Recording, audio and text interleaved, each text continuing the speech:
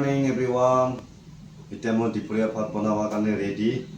আজি তৰকাৰী হ'ল আপোনাৰ পনীৰ, বিলাহী আলু লগত পনীৰ হ'ব। পিঁয়াজ জলকীয়া কাটি থৈছোঁ। এতিয়া মৰিচা ভাজা হ'ব আৰু পনীৰৰ মছলা কাৰণে দিবৰ কাৰণে ৰেডি কৰি থৈ দিছোঁ।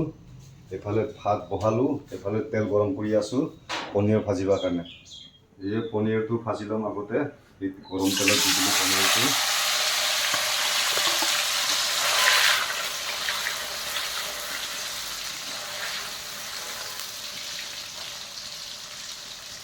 পনীৰটো ভাজা হ'ল, এতিয়া মই উঠাই লওঁ পনীৰটো। উঠাই আছোঁ পনীৰটো।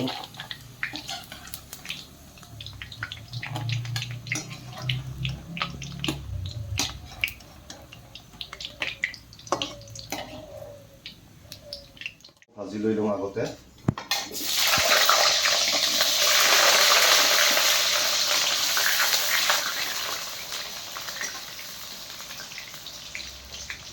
ভাজা হ'ল, আলুটো এতিয়া নমাই লওঁ।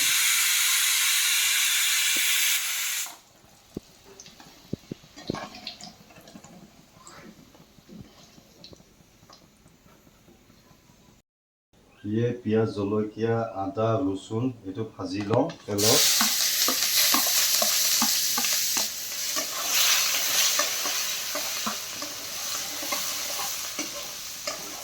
জলকীয়া আদা ৰচুন ভাজা হৈ গ'ল। এতিয়া বিলাহীটো দি পেলাই পূৰা গুড়াকৈ ভাজি কৰি লওঁ।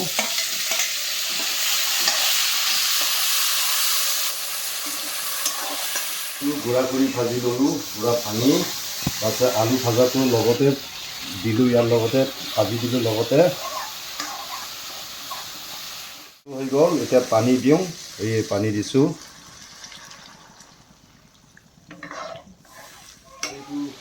বনোৱা হৈছে, এতিয়া মই পনীৰটো দিলোঁ। পনীৰটো হিলালোঁ, হিলাই পেলাই এই মছলা দিওঁ।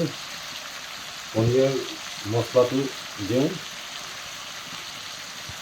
মছলা দিলোঁ, অলপ হিলাই দিলোঁ, পূৰা উতলিব লাগিব।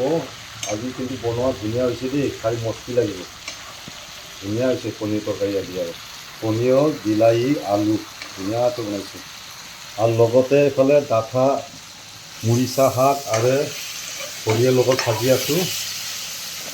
ধুনীয়াকৈ গোটা গোটাকৈ ভাজিছোঁ।